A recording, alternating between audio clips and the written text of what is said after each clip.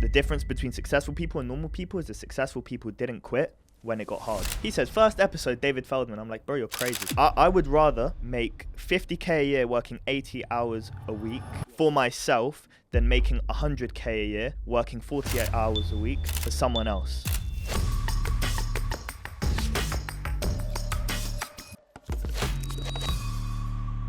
Welcome back to Next Gen Success, guys. Me and Eli are here in a studio for the first time. It's been about 3 months since we started the podcast. Look where we are. 9 months, over 9 months to a year in the making, but 3 months since we first episode, so it's looking good so far. First episode with just us as well. We're used to interviewing successful people, as that is the point of the podcast, but we wanted to share with you our lessons learned from the podcast and let you guys get to know us a bit more. Well, obviously, if we're teaching you guys a bit about us, it'd be interesting for you guys to know how we first met.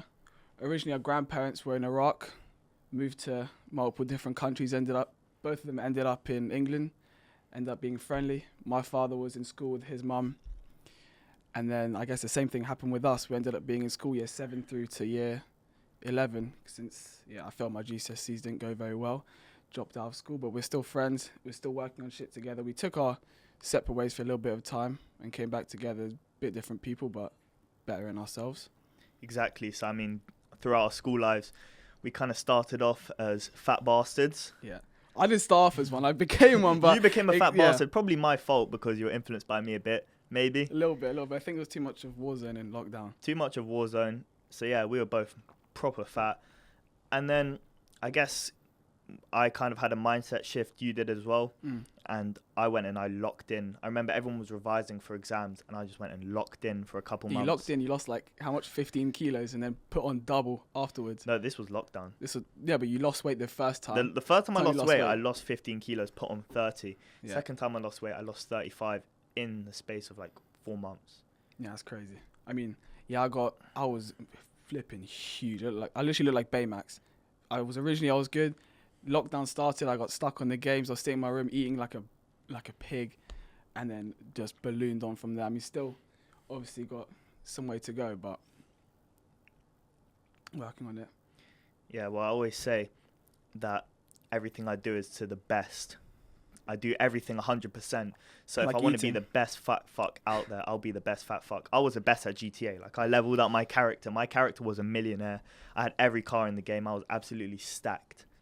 And weight-wise as well. So I kind of shifted. I went from being so good at video games and eating a lot of shit to becoming really good, I guess, at changing the habits, waking up early, going to the gym at 5 a.m., like eating really clean, and then learning about business. I learned every skill in the book. So when it comes to, I guess, online money, I started off with video editing, taught myself video editing. Once I did that, I was like, web design? Yeah, I went into web design, but I was like, okay, video editing done. Had about 3 clients, did stuff for 3 clients. I was like, okay, now I'm bored. What's the next one? So I had like shiny object syndrome. Then I went to copywriting, did copywriting, done, finished with that. And then I was like, okay, web design, bang. And then kind of like tried loads of different skills, but I never committed to one. Started an agency did really well, left the agency, stopped working, I guess. Before I was trading my time for money, and I was always looking to sort of make an income without trading my time, because I'm 18. My time right now is the most valuable it can be. I can walk. I'm basically the youngest I can be. Yeah, and I'd say more time than you will tomorrow. I'm wealthy right now in time because I'm young. I have everything I want. But I kind of have to like trade it off. As I get older, I lose my ability to become more active. Especially with like commitment. I mean, when I was younger in lockdown, I think I must have been 13, maybe 14.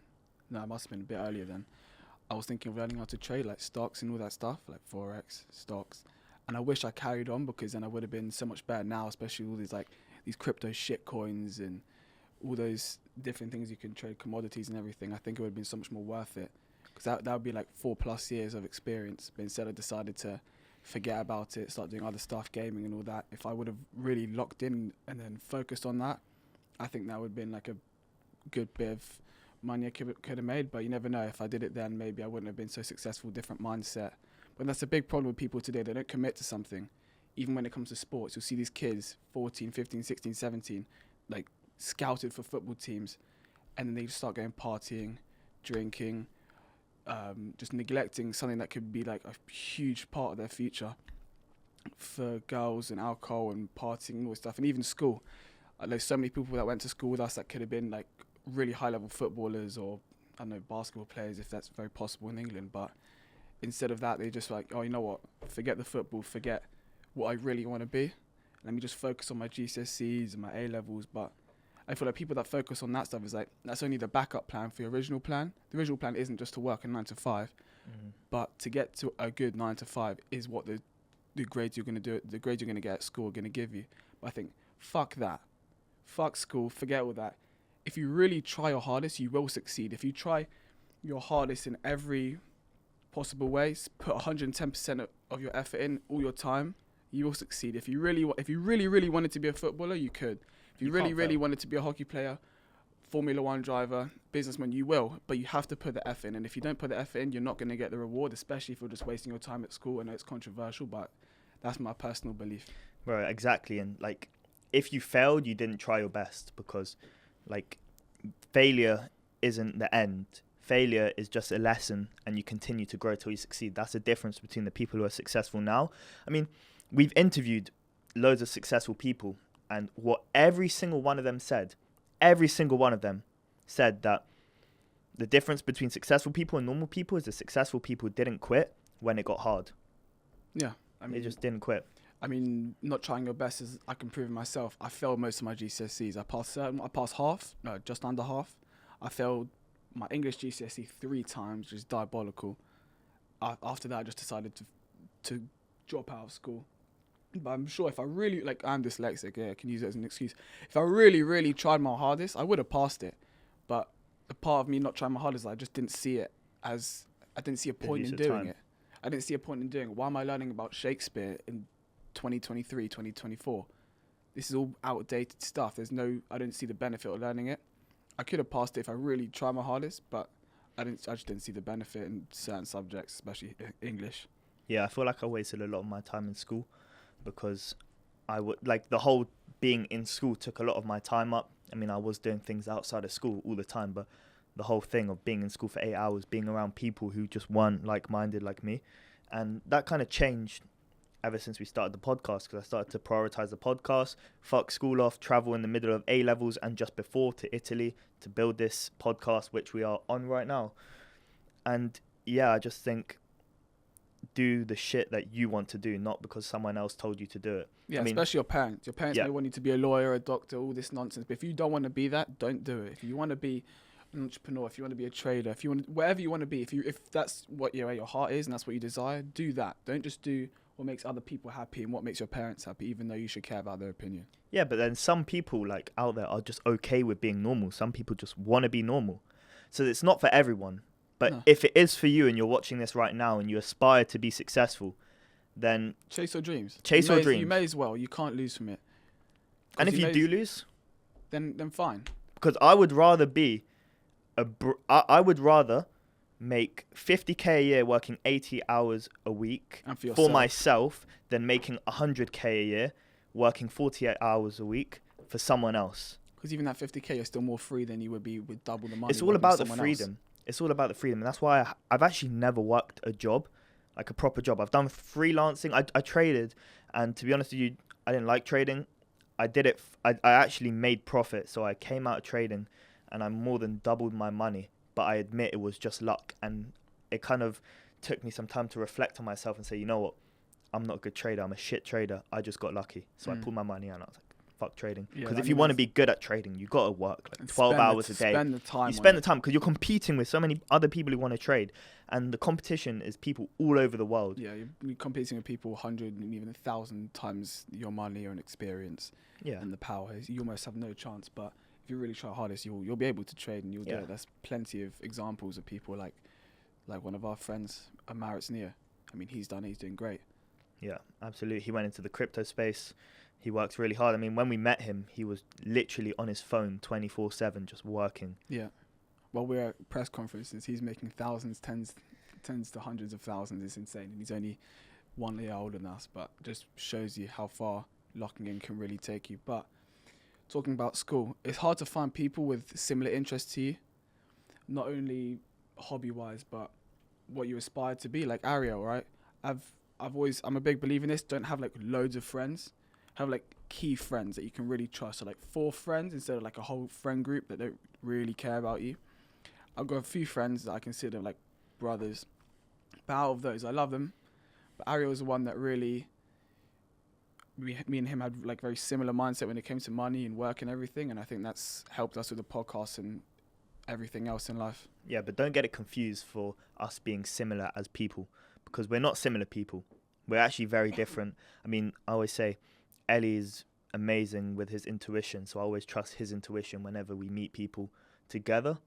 I always say, okay, Ellie, like, what do you read off him? Because I trust Ellie's intuition. I've seen it proven multiple times. So we kind of combine our skills together to make shit happen. It's like yin and yang. It's yin and yang. One does the other. And like, for an example, we were in Italy and we just do some crazy shit and just expect things to go well. Yeah. And we just get so lucky. Like, I'm going to admit, we get really lucky. That Italy trip was insane. Like, I mean, tell them a bit about it. You might as well. Now we're on the topic of it. So obviously, like, through my network and through some amazing people who you might have seen, I got a call. Basically, my friend Malcolm Byers, he calls me, he says, look, BKFC, are you coming? I said, you know what, sounds like a shout. He goes, you do a podcast, right? I said, well, not yet. He goes, cool, come out to Italy. We'll see what we can do. Now, but also, to be fair, he didn't promise us anything. He didn't say we can get into a press conference. Didn't say we can get to a fight. He just said, come, see what you can do. Be with the boys. Be with the boys. Good for networking. I'd never met Malcolm either. Ariel brought me along. Spoke to Malcolm, said I could come since we're doing the podcast together. We got there. Me, Malcolm, Ariel, we clicked like that. Everyone else, we're all good with. What was the first night? It wasn't press conference, was it? It was press conference. But yeah, it was a press conference. But before we got to Italy, the funny thing was, I was sitting in a classroom and I was on my laptop. I put an AirPod in. I was like, okay, let me see. Italy, podcast. Okay, we had the podcast idea set up. I was like, all right, we have to go to Italy with a podcast. We had no guests. We had no reputation. We never filmed the podcast. We never filmed the podcast. We never used a camera. We had never used a camera. Just took some cameras from my work. They're like 10 years old. They're rubbish, but we made it work. Literally, we never filmed a podcast before. We hadn't even rehearsed with each other because every time we tried to, we just fucked around. We couldn't lock in and actually make it real. We got there. Malcolm said, can't promise you anything. We got to the press conference. We get to the gate, or like the door. The security guards are handing out all the badges to the people who are on their list. Gives it to Malcolm. Malcolm goes to the guy. Can you get these guys in? They're my camera crew. The guy goes, no, I can't do that. He said, Malcolm, don't worry, we'll sort it out. Malcolm goes in. Me and Ariel hang around for 5 minutes. You see the security guards turn around. I said, Ariel, now. Quickly, like, boom, go through the door. Sneak our way in. Get our footage. Meet some people. Ended up meeting David Feldman. Before you go into that story as well, I'll give it to Malcolm because he's an insane sales guy. And what he did was, before we like got there, every time we'd meet someone, they'll be like, hey, what's up? What'd you guys do? And Malcolm would be like, these guys, they run the biggest podcast out of the UK. You guys have to see it. We hadn't recorded a single episode. Oh, what's her name? Next Gen Success. We interview successful people. Oh, wow. It'd be great to come on. So it kind of like installed that belief in our head. Yeah. Okay, we have the biggest podcast. We had the biggest podcast out of the UK, and we went to that trip thinking that because Malcolm Byers put it in our heads. So she just planted a seed. So like we finesse our way in everywhere, and Ellie goes. He had a quote: "You miss every shot you don't take. I'd rather get told it's a no than no, it could have been a yes." He says, first episode, David Feldman. I'm like, bro, you're crazy. First episode, David Feldman in, that's like the Dana White of the BKFC, the founder and owner of the BKFC. I was like, this guy's crazy. First episode with David Feldman. We haven't got a podcast. What is he going to say? Or let me see your podcast. I said, Ariel, just trust me on this. It's going to work. So we got up to him at like 3 a.m. in a club for the event.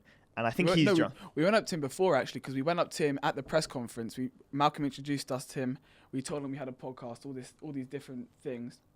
At the press conference, we ended up meeting a fighter, Cody Vidal, which we did an episode with. Just started speaking to him, ended up recording the podcast with him the next day. But then we went to the after party, right? We also weren't promised to get in there. We snuck in somehow.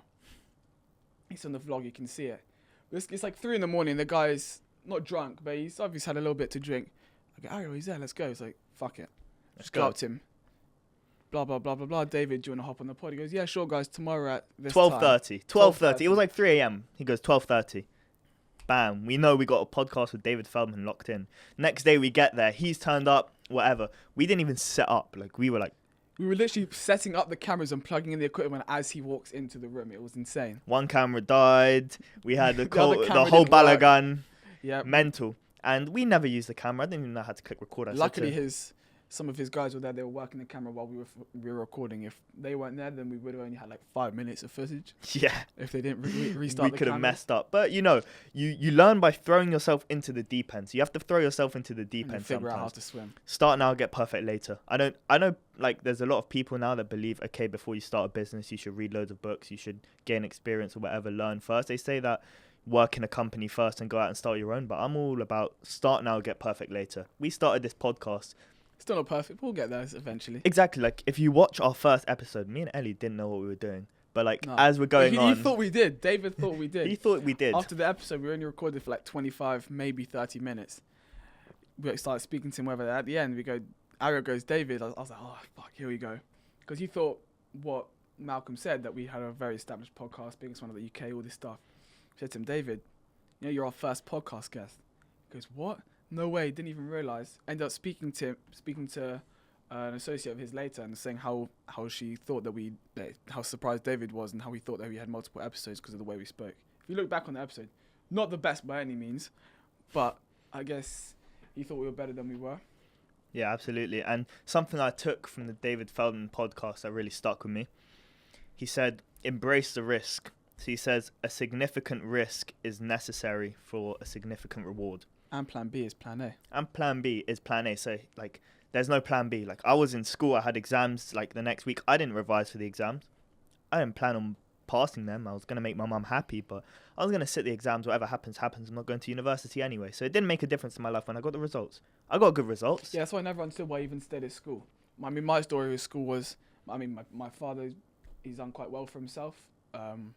He didn't pass anything at school. He's even worse than me. But I passed not even half my GCSEs. No, just over half, around that, somewhere there. I can't even remember. That's how irrelevant it is to my life.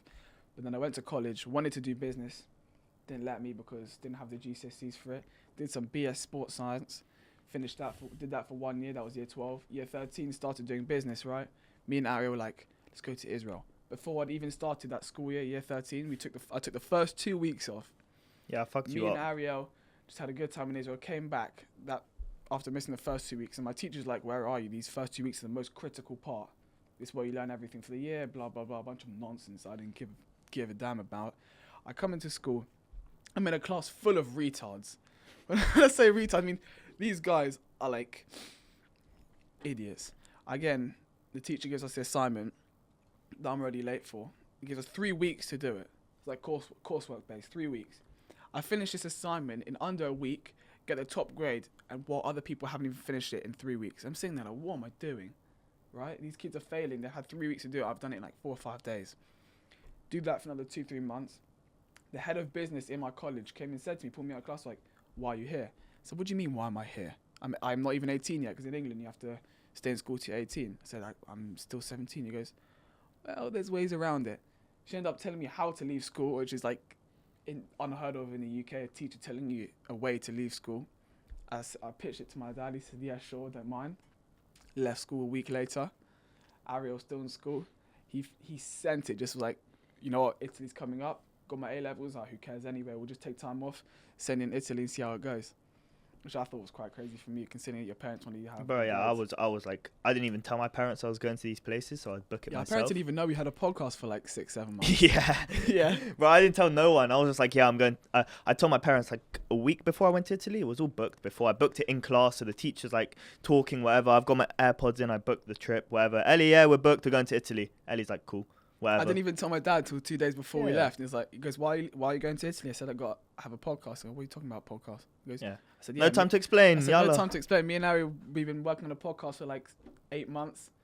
We've been invited to Italy. Let's go. He goes, okay, see you in a week. Yeah, so mine was a bit different. Mine was like, you can't miss school. No. I was like, look, what are they going to do? They're going to come to Italy, pick me up, fly me back. Exactly. You paid the money. You can't refund it anyway. I make sure it's non-refundable. 600-700 quid going in the drain. Yeah, I make sure it's non-refundable, so I like only have one way.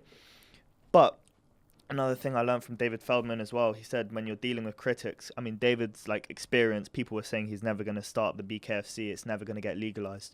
And he said, look, only take advice from people that are in a position where you want to be in. Yeah. Like, I don't take financial advice from someone that's not financially successful. I don't take gym advice from someone who's not in good shape. Look, are you going to listen to a homeless guy telling you how to get rich? No. Am I going to listen to my business teacher about how to start a business when he hasn't got a business to show me? That's one of the biggest problems I had in my school. I said to my business teacher, do you have a business? No. I said, did you ever have one? He goes, yeah, in lockdown I did. I said, how was it doing? He goes, I made double the salary I make as a teacher. I said, why don't you do it? Why didn't you carry on? I couldn't be bothered, was his answer. So why am I learning from this guy? This guy's clearly an idiot. Not. So this is the thing. This is the idea we had with the podcast. Like, first of all, it's a good way of networking. It's the networking tool. We met loads of people through it, and it multiplies. It multiplies your networking. You can leverage with the podcast, and you meet connections. You have a value, whatever, exchange. And then another thing is we learn from the people we're sitting across the table with. They're in a position we want to be in.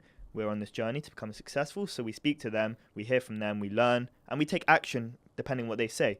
So I'm going to listen to the guy who's financially successful when he's telling me what to do with my life or what to do with my business. And most of them say the things that we're already doing. And like take the risk, start a business. Yeah, exactly. Ariel always says, like, they're like everyone's like a piece of cake.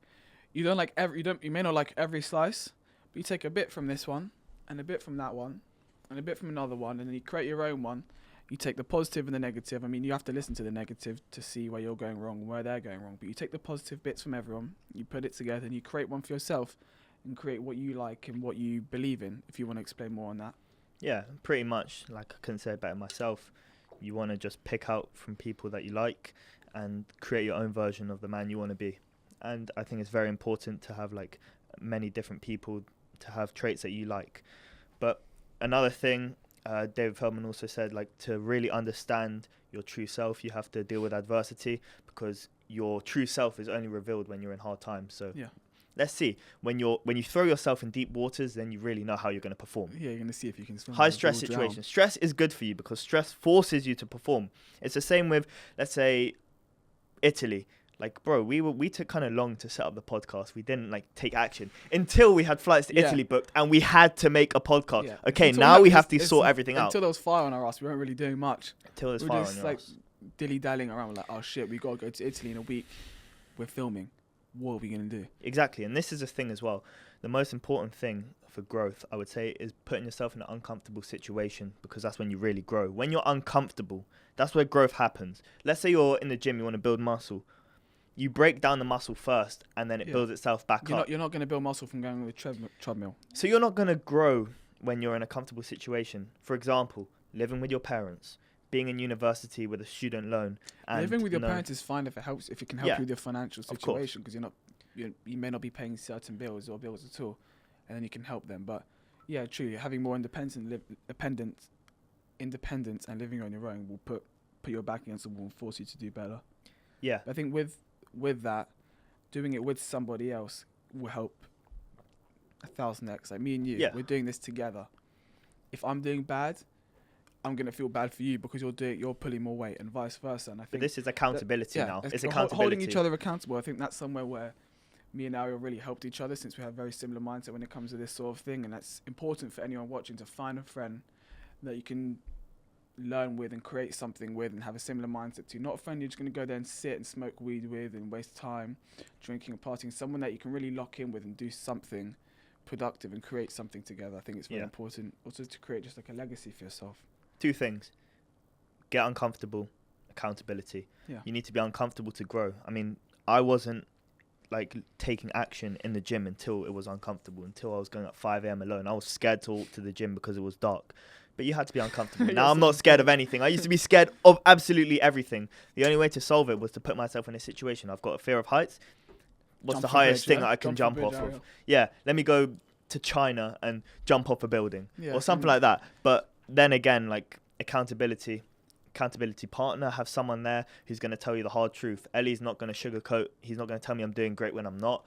He's going to tell me the truth. He's going to say, hey, bro, what the fuck are you doing? Yeah. You haven't been to the gym in 3 days. And I'll be like, yeah, you're right. So it becomes like a competition. He's keeping me accountable. He'll probably I mean, slap me. When you were fat, he used to call you a fat bastard and vice versa. No, you used to take the Of piss out course. of each other But that's how it until should be. worked.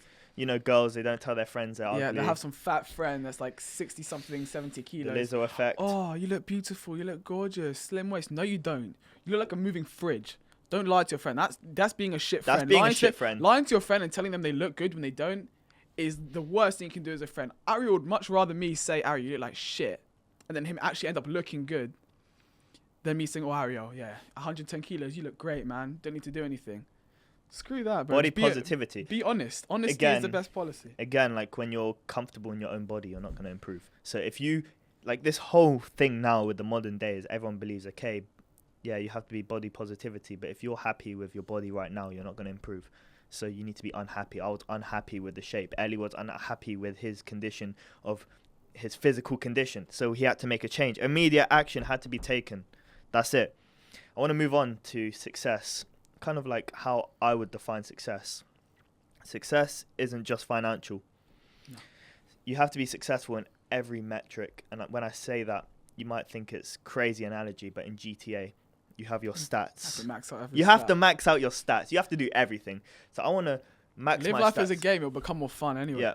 Max your stats financially, physically, mentally, your network. I want to have the best network, best relationships. Your relationships everything. isn't just a girlfriend, it's your family and your friends as well. Yeah, but I have 3 pillars of success. This is the 3 pillars that you might have heard from many people we've interviewed already, but I'm going to put it for you in my terms. So you have 3 things: financial freedom, location freedom, and time freedom. These are the 3 things that I measure success with because, like I said, I don't want to have a boss. Financial freedom means having enough money that you don't have to worry about it. It's not about being a billionaire. It just means that your decisions aren't influenced based on how much money you have. If you want to go on holiday, you can book that flight. If you want to get that car, you can get that car. If you want to move out, you can move out. It's no problem. You can do what you want when you want. There you go. Time freedom. You're being the owner of your own time. You don't work for anyone. You work for yourself. You choose your own hours. You choose what you want to invest your time in. I think that's really important because time is most important. Time is the one you're limited the most on. Every day of your life you go through, you have less time on earth. So exactly. And it's not something you can get. Can't back. buy it back. No. You can buy it in certain ways, but you can't actually buy it back. Yeah, you can create more time for yourself to do other things, but you can't buy the time back. There's nothing you can do about it. But that's the thing. I wouldn't want to work from 9 to 5. That's not being time freedom because you're strained from 9 to 5.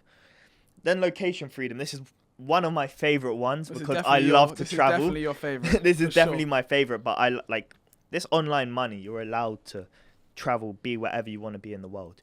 So location freedom. I'm really bad. I can't stay in one country for longer than a month. Like it's a disease for me now. I'm allergic to the UK. I'm in the UK now for another less than 2 weeks. London is a great city. It's amazing what it has to offer. It's just it's not going in the right direction. I love London for what it is, but not what it's becoming. Yeah. And for what it was. I can't stay here for longer than a month. I'm already getting bored after 2 weeks of being here. It's coming up to the 2nd week since I've been back from Spain after having this whole summer away. But yeah, I've got to be able to move around, see the world whilst I'm working. I never do such a thing called a holiday. I don't define it as a holiday. I'm just doing the same thing in a different environment because your environment is very important. You need good weather, good gyms, good people around you, and also having a global network. When you have a network globally, wherever you go, you can live like a king. I mean, it's something I leverage a lot with my network. Any city I go to, any country I go to, I know at least one person there. I can call them and I say, all right, bro, hook me up. And Florence, I get hooked up. LA, Miami. Wherever. Bali, I know, anywhere, especially Dubai, Marbella. Anywhere I go, I can get looked after. I can have some power. It's not just financial. Yeah, Ariel's like a bit of a baby. He needs to be looked after, and he needs someone to rock him to bed at night, sing to him at night, all that shit. Are you jealous? Yeah. Yeah. I wish I could be pampered like you. Mhm. So yeah, that's just my definition of success. What about you? For me, it's similar. Obviously the time and the financial for sure.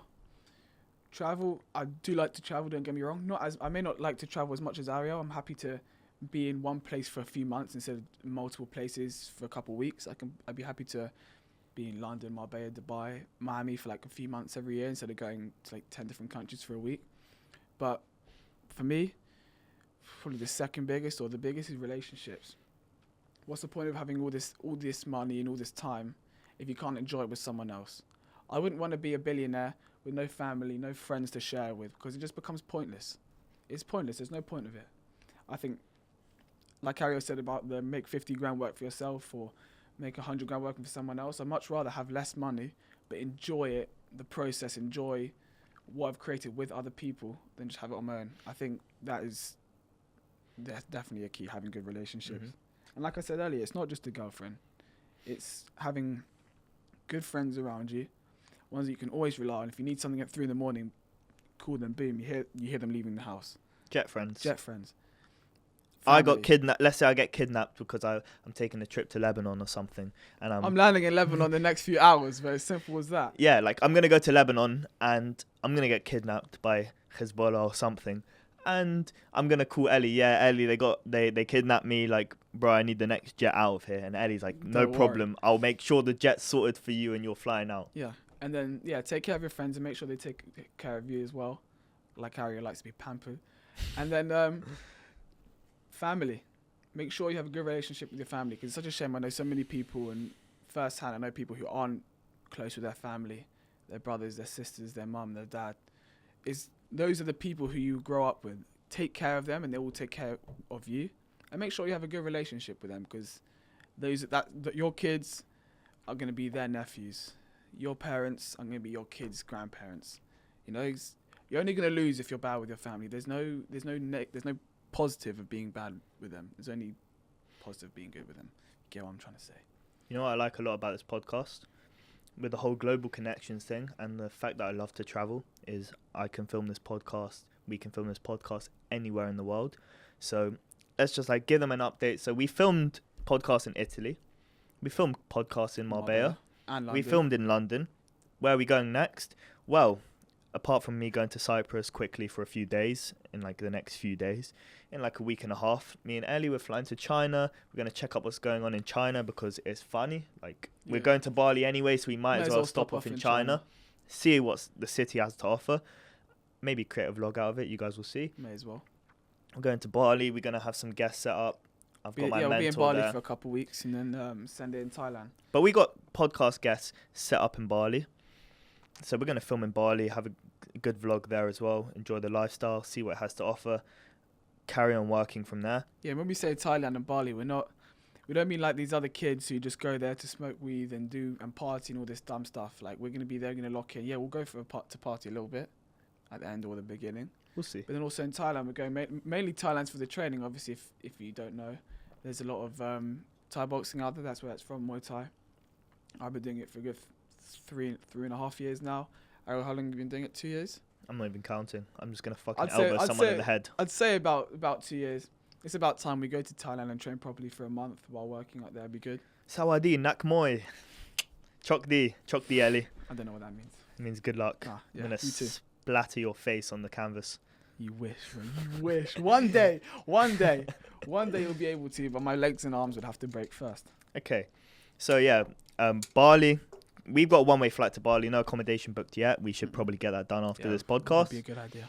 From Bali, we're going to fly to Singapore, spend a day or two in Singapore, fly to Thailand. Favorite city. I've been to so many big cities across the world, in America, Europe, South America. Singapore is like my favorite city. So clean, it's just so nice. So we got people to meet in Bali. Singapore is a new place for me, so I'm going to see if I can build some connections there or potentially reach out to some people I know who are in Singapore right now. From Singapore, we fly to Thailand, spend a month in Thailand, training Muay Thai twice a day, calling up some of the people in Thailand as well. No lady boys for you, Ellie. Fuck's sake. Yeah, we got some people in Thailand as well. Train, work, podcast there. Maybe get some Muay Thai fighters on the podcast. You might be interested in that. Jonathan Haggerty, anyone? Maybe. And then from Thailand, potentially, depending on how things going, we run up a Kings of Florence Part 2 in Dubai. We have the BKFC event in Dubai, which looks pretty good. Yeah. So fly from Bangkok to Dubai, spend some time in Dubai, see what's up there. Maybe send it in Israel afterwards, because you always have to go back to the homeland. We have to go back to the homeland. So fly from Dubai, there's direct flights straight to Israel. Spend maybe a month in Israel, and I'd be then happy to. It's always like, a good time there. I'm just excited because I'm leaving the UK for like a good few months, and it's going to be so refreshing. Even though I've just been away for the past 2 months, Yeah, and but then like I'm a going week away in again. London feels like a month, man. Bro, It's and a 2 depressing months, place. 2 months in Marbella feels like, A bro. week I got in- back it to feels London. like a week in I England. felt like I was there yesterday. Like that month in Marbella felt like a dream that was one night. Yeah, well, you were in Marbella for 2 months. I was all over the world, but I ended up coming to Marbella 4 times. He joined me in Marbella the first time we went. So we flew out to Marbella in July, beginning of July. Interviewed Luke Arden. What a guy. He left. I stayed. He went to Israel. Sent it in Israel quickly. Then before he came back to Marbella, he went to Miami as well. Yeah. So he did Israel, Miami, came back to No, Marbella. yeah, Marbella, London, Israel, Miami. Because I was in this shithole for a little bit of time. Yeah, fair enough. And then he came back to Marbella, left Marbella, went straight to the Seychelles. Yeah. And then I called him up because Liam Bradshaw goes, yeah, let's do a podcast. So I'm like, Liam Bradshaw, pretty cool guest. He's been on our list for a while. So yeah, I said, actually. I called Ellie. And I said, Ellie, Liam Bradshaw wants to do a podcast. Are you flying out? He's in Seychelles. And I was like, Say no more. for fuck's sake. I booked the ticket to go to Marbella the day I land from the Seychelles. So if you don't know, if you're flying from Seychelles to London, you fly from Seychelles to Dubai, London. So I'd already taken 2 flights that day. Been in Dubai airport for like a good few hours. I wanted to just off myself. So I did 2 flights that day. I got home. I had to leave home 2 hours later to get back on a flight to see this idiot to film a podcast. That was the next day. To leave the day after that. 3 flights for 2 days in Marbella and fly back the next day. But it was worth it in the end. It was worth it. Mm-hmm. So how many times was that Marbella? 4 times. 4 times, but if you count as well in May as well. So we were there at the end of May as well, beginning of June. Yeah, May Bank holiday is not the one if you want to go to Marbella. If you want to get away from all the English chavas and all that rubbish, don't go May Bank holiday. Go in June. June is beautiful. July, really nice as well. August gets a bit September hectic. September gets beautiful. quiet. It's nice. That's my September's favorite time. Yeah, Marbella is a place. I mean, got a crazy network in Marbella. Everyone's coming from all over the world. They say it's like the Miami or Dubai. I say Europe. Marbella is the Miami of Europe, and Miami is like Marbella of America. I'd say they're very similar, especially like the whole materialistic thing. I haven't been to Miami, but we might have to send it in Miami for Christmas. What are you saying? I need to move there. I need to move to Miami. That's okay. We're gonna check out. We're gonna go some penthouse shopping in Brickell. Yeah, 100%. You know, open the balcony. Stay Scheming is playing for some reason. It just happens, no? Once you get successful. The watches they're going off crazy. But yeah, Ali, I want to ask you, what was your favorite podcast guest so far? No bias towards the people. Like, what was your favorite podcast episode? Why and what resonated with you the most? Favorite podcast episode. I'd have to say the first one. David Feldman. David Feldman for sure. First, because the cool factor of it was the first episode and we did it with someone as big as him. But second, the type of guy he is. He's also Jewish. If you don't know, I mean, you can probably tell from his name, David Feldman. But his story is crazy. I mean, he nearly killed himself. If you listen to the podcast, he was on the edge of a bridge about to jump. But something ended up pulling him through. And the stuff he's gone through in his life and what he's made from his beginning, I think, is very inspiring. And how he said plan A, that plan B is plan A. Don't give up on your dreams. I think that really resonated with me. Remember and the also one how as he well. is.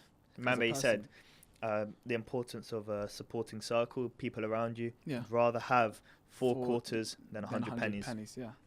Means a lot. Like, yeah, it's like a what I lot was of saying people. about the friends. I'd rather have 4 good friends than 100 shit ones. Yeah, absolutely. And what about you? It's a good question because I really like the Liam Bradshaw one. Liam Bradshaw's a cool guy. He lives a life that we definitely want to live. Yeah. E-commerce, online, travels the world. He's got a good mindset. Really humble guy as well. Really humble guy. Absolutely. I would say Luke Ardham's also really cool because of the stories. I mean, his connections are crazy. Luke, he works with so many people and he just crazy story as well. He's dropped out of school. Diego for the mindset was really good. Diego's mindset. He's locked, like Define locked in. Define locked in is Diego. Locked in. Diego Day is locked in every day. Every single day. And he just stresses all the time about the importance of taking action now, like no waiting. I mean, he's someone that's always calling me. He just called me like an hour ago, telling me, all right, take action, this, that, making sure I'm taking action always. So he is very good at that.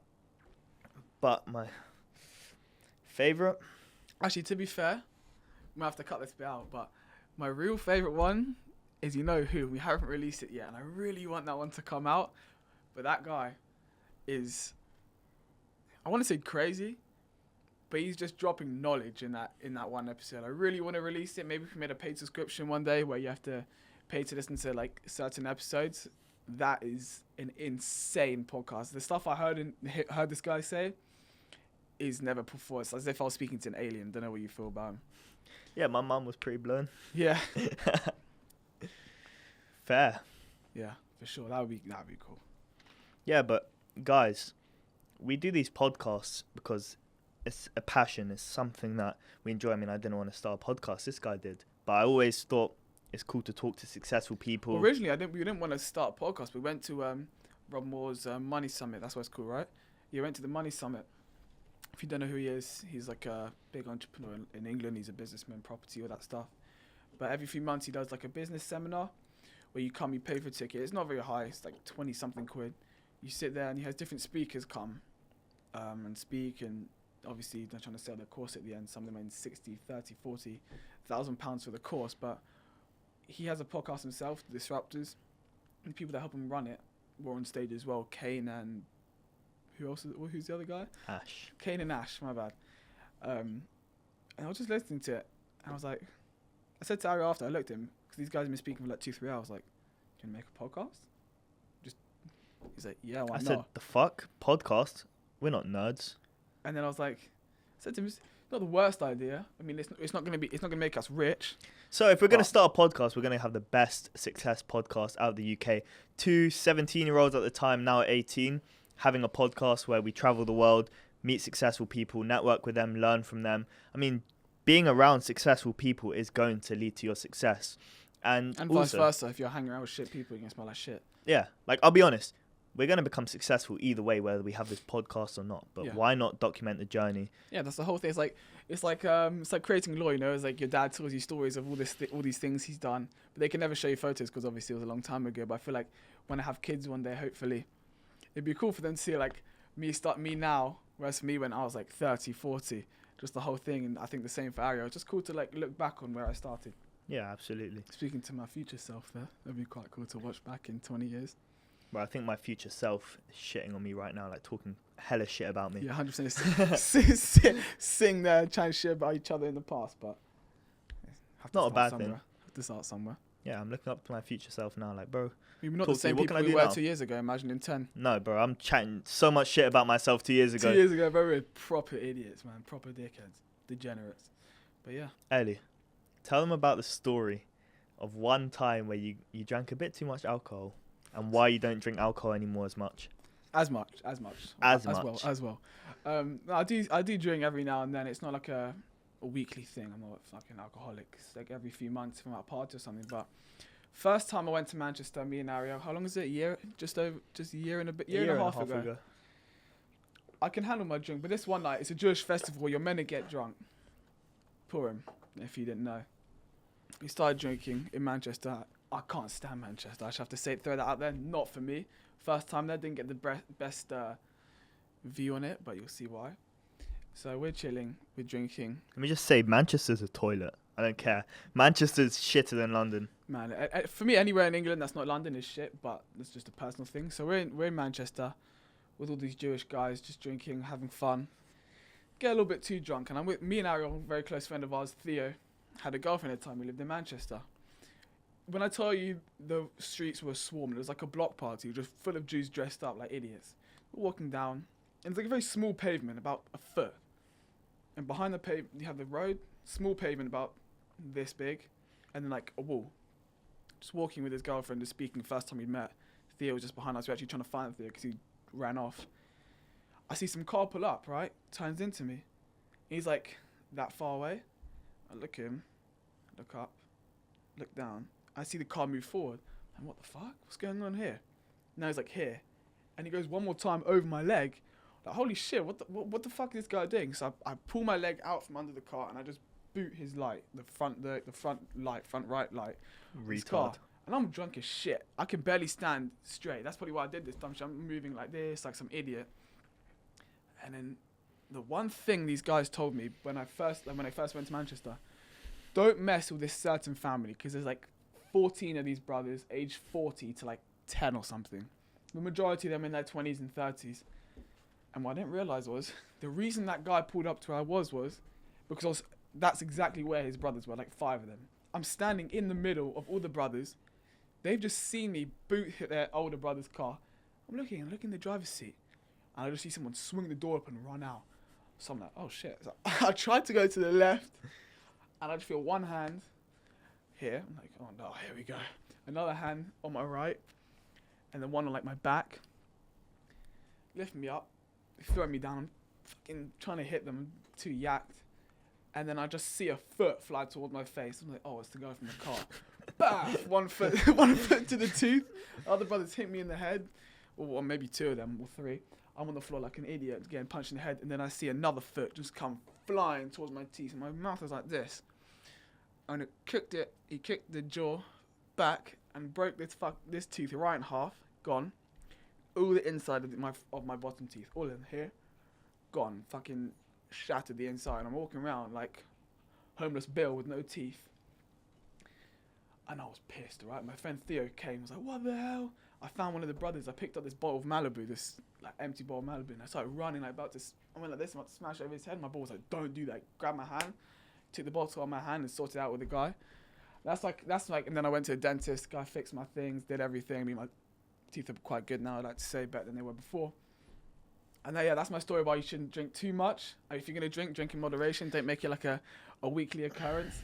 But make sure if you're going to drink, know your surroundings. Don't make stupid decisions. Don't get jumped like an idiot by like 6 guys. If Ellie smashed the bottle over the guy's head, he could have been in prison, so it's not worth it. And don't do stupid shit when you're not in the right headspace. Don't do stupid shit in a stupid area, man. Don't go to Manchester. Don't do stupid shit when you're drunk, like make big decisions, because a lot of people do stuff like while they're drunk that can change their life. Also, like get a tattoo while they're drunk or something, or punch some guy and the guy dies. Like, don't do that. Or don't kick some guy's car in front of his brothers and get jumped by with them. Yeah. Also, don't go shopping. Don't go grocery shopping when you're hungry. That's another thing I would say. If you know what I mean. Do not go grocery shopping when you're hungry. It will make you buy the wrong items. Yep. And then another thing is, I guess, don't chase something when you're desperate. And what I mean by that, it's the same as like, don't go shopping when you're hungry. But is she a 10 because she's a 10, or is she a 10 because you're desperate? Yeah. Like, yeah, it's true. It's like you look at McDonald's and you're hungry, like, yeah, that's what I want after eating. Like, what I done is that was not worth it. I should have just cooked a meal at home. Same thing, like, with chasing people. There's no point just chasing a girl because your best friend has a girlfriend or everyone around you has a girlfriend. It will come in due time. You don't have to have a girlfriend now. If I have a girlfriend now, good. If I don't have a girlfriend now, good. Because it'll come in due time. It's not, I'm 18, doesn't matter. You're 18, you're 17, 16. If you have a girlfriend, who cares? The reality of it doesn't make much odds to your life, and it'll come in due time. Just enjoy your life to the fullest. Live your life in the present. Don't live in the past thinking about your experiences and wishing you changed this, wishing you changed that. Wishing you changed your gender, wishing that you blasted steroids to get massive biceps. Exactly. Like, all of that stuff will come in due time. Don't live in the future a little bit. Like, think about your future and work towards creating a better future. Don't just live in the past or the future. Live in the present. Enjoy life to the fullest, because the present is all you really have. You can only live in the present. So don't constantly dwell on the past or the future, I'd say. Enjoy life to its fullest and do what you can with it. You haven't got much time on this earth.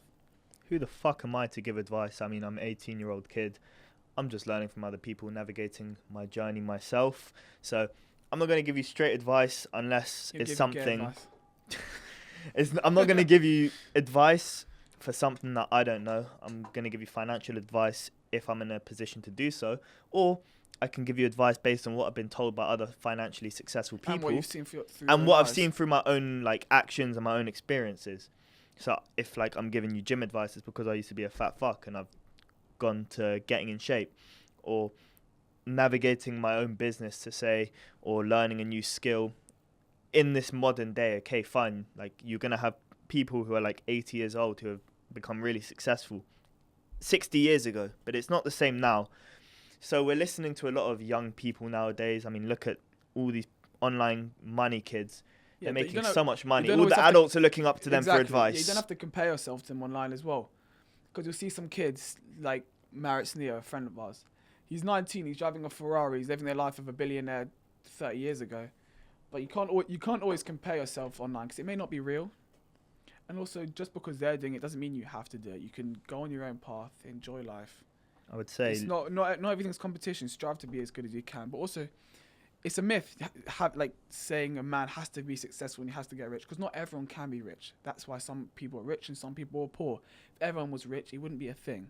Just enjoy life. If you want to get rich, if that's what you want to do that. If you don't, if you want to be some guru in Thailand who lives his life Zen. smoking weed and playing with crystals, do that. That's what makes you happy. Yeah, absolutely. But something I would say is, Luke Ardham said this at the end of our podcast with him: comparison is a thief of joy. So don't compare yourself to others. Compare yourself with yourself. Have healthy competition with your friend. Like, I'm going to try and outcompete Ellie And to vice lift versa. heavier than him so Yeah. I can get stronger, but I'm going to push him to become better, and I'm going to be happy for him when he succeeds, and vice versa. Big thing is everyone's happy for you to do well as long as you're not doing better than them.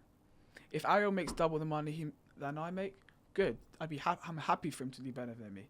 If Ariel looks better than me, he wishes. No, What I'm do you joking. mean? It's true. If Ariel looks better than me, good. I'm happy for him to. He's my best friend. I care for him like a brother. I'm not gonna want to bring him down just because he's doing better than me, or if I'm doing better than him, he's not gonna bring me down. I want him to do the best he can, better than me, better than anyone, and he's gonna expect the same from me. Because if we both expect that from each other, if he's gonna do better than me and I'm gonna try and do better than him, then it's like this. Ariel's here, then I'm here, then I'm here, and we can bring each other up, and we end up being better than we were alone. Are you sure you don't like men? Nah, but do you? Yeah. Okay. What the fuck? I just said yeah. Hold up. Ladies and gentlemen. Ladies and gentlemen, I think we're going to have to wrap up here. Ariel's gay. All right, so yeah, this is like our first solo episode. Me and Ellie have never sat down on a podcast and spoken to each other. Our first ever time pressing the record button on the camera was when we had our first guest on, David Feldman. Since then, I guess we've learnt from other people's experiences. We've filmed with loads of successful people. Now we have a reputation to show, and we can come on here. We can talk our shit about success because we've learnt from other successful people. We know, I guess, a bit of what we're talking about. A little bit, yeah, just a little bit. If you want to, take some lessons from it. If you want to sit here and listen to us, go for it. Try your Sit there and best. criticize us, take the piss out of us. Fine. See that Fine. Ariel's hairline is receding. Feel free to do that. Go for it. Mhm. Because you know what? I don't care. And if you don't want to listen to us, Don't listen. Don't have Don't to. listen. Just enjoy it for what it is. but yeah, like, appreciate life. Be happy. Live it to the fullest. Don't discriminate against anyone unless they're different colour to you. Racism is okay from time to time. Only if Don't it's take it too casual seriously. racism. Casual racism. Casual racism. It has to be in a good manner. No bad meaning behind it. Just big casual racism. I think that's the thing. Everyone says, "Oh, you're racist," this and that to other people, but let's just be real. I am. It's all part of the joke. Like, if I have black friends, I have white friends, I have Muslim friends. They call me something. They say I'm a goblin because I'm Jewish, and I say they're like, Because you are. yeah. Or if I say, Look at the watch he has on his wrist. shit. No, if I say to like my Muslim friends one thing, if I say to my black friends another thing, they don't care because it's all a joke. They're You gonna have say it black to me, I'm gonna friends? say, Whoa, chill. nah, I do. And it's not a problem. It's not a problem to have friends from other races. It's not a problem to take the piss out of each other for that. It's what it is. Don't be like a girl. Don't be like a girl saying that their fat friend is beautiful. If your friend's fat, call him fat. If your black mate's Black. black, take the piss out of him just because he's going to take the piss out of me for being Jewish. I don't care. And he doesn't care either. Just have fun with life. It's not that deep. It's just words. It's noise coming out of your mouth. It's not going to affect you. Just enjoy life. Stop taking stuff so seriously. Don't take anything seriously. As a matter of fact, Don't even Like- take yourself. Yeah, just jump. Don't even take Just yourself jump. seriously. What's the point of being on this earth? no, because seriously, like, I don't take anything seriously anymore. Like, no matter what you can say to me, it's not going to affect me. Except his boyfriend. He takes his boyfriend very seriously. He's in a very strong commitment. Been in there for the past few years. Bro, you just love talking about men and boyfriends. I don't know what's wrong with you I mean, today. It's affecting me. This guy's habits are affecting me. But we'll wrap it up there. Before we wrap it up, I'd just like to say, if you enjoy our episodes, make sure you're subscribed, because if you're not subscribed, what are you doing? Like, you've got nothing better to do than to watch this and watch us travel the world and interview successful people, so you can do it yourself one day. Keep dreaming about what you want to be. If you watch us, then you can be like us one day. Simple as that.